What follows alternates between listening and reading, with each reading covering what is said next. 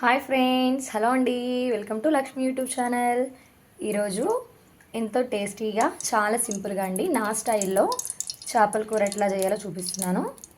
అందరూ చేస్తారు, కాకపోతే నా స్టైల్లో ఒకసారి చూసేయండి, ఓకేనా. చేపల కూర కాబట్టి మనకి ఆయిల్ ఎక్కువే పడుతుంది కదండి. ఉల్లిపాయలు అయితే కట్ చేసేస్తాను. ఒక 2 పెద్ద ఉల్లిపాయలు అయితే కట్ చేసుకున్నాను. వీటిని బాగా ఫ్రై అవనివ్వాలి. ఇప్పుడు ఇందులోనే పచ్చిమిరపకాయలు ఇలా సన్నగా చీలికలుగా వేసుకుంటే బాగుంటుంది. చేపల కూరలో ఇలానే వేసుకుంటారు. ఒక పావు గంట అయితే ప్లేట్ పెట్టేసుకుందామండి. చూడండి, పావు గంట తర్వాత ఇట్లా ఫ్రై అయింది కదా. ఇప్పుడు ఇందులో కొంచెం పసుపు, సాల్ట్ కూడా వేసేసి ఒకసారి అంతా కూడా కలుపుకుందాము. ఇంకా కొంచెం ఫ్రై అవ్వాలి. అంతా కూడా కలిపే వేసుకుంటాను. మనకి ఆనియన్స్ ఎంత మగ్గితే అంత బాగుంటుంది. చేపల కూరలోకి అసలు ఇంకా కనపడదు అన్నమాట, మగ్గిపోతే బాగుంటుంది. ఒక్కొక్కరు వండినప్పుడు ఏంటంటే అన్నీ ముక్కలు కింద ఇట్లా తెల్లగానే కనపడతాయి. అలా కన్నా కూడా ఇలా బాగుంటుంది. మనకి మగ్గితేనే బాగుంటుంది టేస్ట్ కూడా. చూడండి, కొంచెం బాగా ఫ్రై అయినాయి. ఇప్పుడు ఇందులోకి అయితే చేప ముక్కలు వేసేసుకున్నాము. ముక్కల్ని ముందుగానే క్లీన్ చేసేసుకొని పక్కనైతే పెట్టేసుకున్నాను. ఇంక ఇందులో నేనైతే కొన్ని తీసేసాను. చూడండి, ఫ్రైగా అయితే కలిపేసి పక్కన పెట్టేసేసాను. నేను కొంచెం కర్రీ ఇంకా కొంచెం ఫ్రై అయితే చేస్తున్నా. పిల్లలు కదా, అంత కర్రీ తిందని చెప్పేసి ఇంకా ఫ్రై కూడా వాళ్ళకి ఇష్టం కదండి. మా వాడికి ఇష్టం ఫ్రై అయితే బాగా. అన్నీ కూడా ఇట్లా పెట్టేసేసుకోవాలి. చూడంండి, అన్నీ కూడా ఇట్లా పెట్టేసుకున్నాక వెంటనే అయితే మనం కలపకూడదు. కొద్దిసేపు ప్లేట్ అయితే పెట్టేసేద్దామండి.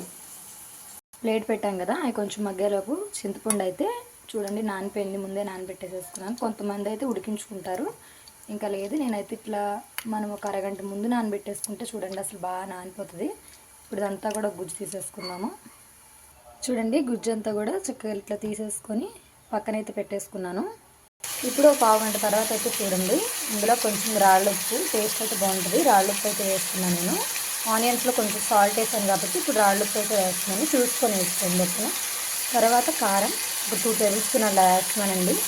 కానీ మనకి నాన్ వెజ్ కాబట్టి కారం ఎక్కువ ఉంటేనే నీచు వాసన అట్లా ఉండదు, బాగుంటుంది. కాకపోతే పిల్లలు ఉన్న వాళ్ళు తినరు కదా, అందుకే ఇంకా తక్కువ అయితే వేస్తున్నాను. పిల్లలు చిన్నపిల్లలే కదా మాకు ఇద్దరు, కారం అయితే ఎక్కువ తినరు. ఇంకా లైట్గా అయితే వేస్తాను. ఒకసారి ఇదంతా కూడా కలుపుకున్నాము. చూడండి, అంతా కూడా కలిపేసుకున్నాను. కలపడం చూపించలా, ఎందుకంటే నాకు వేరే వాళ్ళు లేరు కదా వీడియో తీయడానికి. నేనే చింతపండు పులుసు అయితే పోసేసుకున్నట్లు.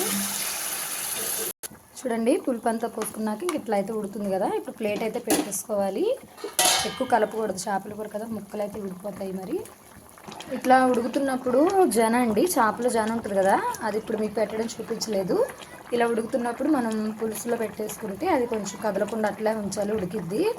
కదిపామంటే మాత్రం ఇంకా అంతా విడిపోయి కూర అంతా కూడా మనకి బాగోదు. చేపల కూర అలా ఉడుకుతున్నప్పుడు ఇప్పుడు దాంట్లోకి నేను మసాలా ఏంటనేది నేను మిక్సీ పట్టేసాను, చూపించలేదు మీకు. చూపిస్తానండి, చెప్తాను మీకు ఏంటనేది. అల్లం తక్కువ వేసుకోవాలి, చిన్న ముక్క వేసుకున్నాను. అల్లం తక్కువ వేసేసి ఇంకా వెల్లుల్లిపాయలు, నేను కరివేపాకు ఒక ఇప్పుడు వేసాను. కరివేపాకు వేస్తాను, టేస్ట్ చాలా బాగుంటుంది. కరివేపాకు ఇంకా జీలకర్ర అంతే, నేను వేసింది అయితే ఇదే. టేస్ట్ అయితే ఇట్లా బాగుంటుంది, ట్రై చేయండి ఓకేనా. ఇలా ఉడుకుతున్నప్పుడే మనం అన్ని అల్లం పేస్ట్ అయితే వేసేసుకోవాలి. నేను చెప్పాను కదా, ఇలా ఉడుకుతున్నప్పుడే వేసేసుకోవాలి, బాగుంటుంది టేస్ట్ అయితే. చాలామంది కరివేపాకు అట్లా వేయరండి, నేను వేస్తాను. ఇట్లా ట్రై చేయండి మీరు, టేస్ట్ అయితే సూపర్ ఉంటుంది. ఎలా వచ్చిందో నాకు కామెంట్లో కూడా పెట్టండి ఓకేనా. కర్రీ అయితే ఉడుతుంది కదండి, నేను ముందే మ్యాగ్నేట్ చేసి పక్కన అయితే పెట్టేసుకున్నాను.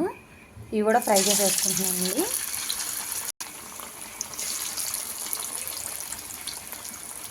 చూడండి, కర్రీ అయితే ఇంకా అయిపోతుంది, అయితే దగ్గరికి వచ్చేసింది కదా. ఇప్పుడు లాస్ట్లో అయితే కొంచెం మసాలా కూడానండి, పొడి మసాలా మనం ఇంట్లోనే ముందు పెట్టుకుంటాం కదా, అదైతే వేస్తున్నాను. కొంచెం ఎక్కువ కాదు, కొంచెం వేస్తే సరిపోతుంది.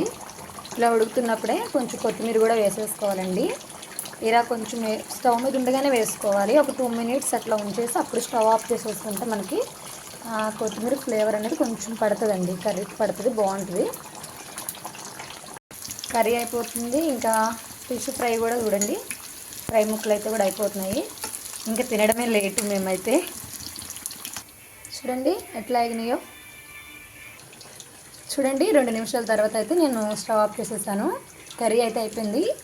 టేస్ట్ అయితే మరి సూపర్ ఉంటుంది. నేను చేసినట్టు నచ్చితే ట్రై చేయండి. ఎలా వచ్చిందో మళ్ళీ నాకు కామెంట్లో పెట్టండి. వీడియోని కొత్తగా ఎవరైనా చూస్తున్నట్లయితే సబ్స్క్రైబ్ చేసుకోండి నా ఛానల్ని.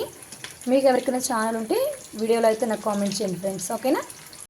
చూడండి ఫిష్ ఫ్రై కూడా కంప్లీట్ అయిపోయింది, ఓకేనా. కర్రీ ఇంకా ఫ్రై ఈరోజు మా ఇంట్లో అయితే ఇదేనండి. నచ్చితే మాత్రం లైక్ చేయండి. నా స్టైల్లో చేపల కర్రీ మీరు కంపల్సరీగా ట్రై చేసి ఎలా వచ్చిందో నాకు కామెంట్ పెట్టండి, ఓకేనా. నెక్స్ట్ వీడియోలో మళ్ళీ కలుద్దాం. Bye friends.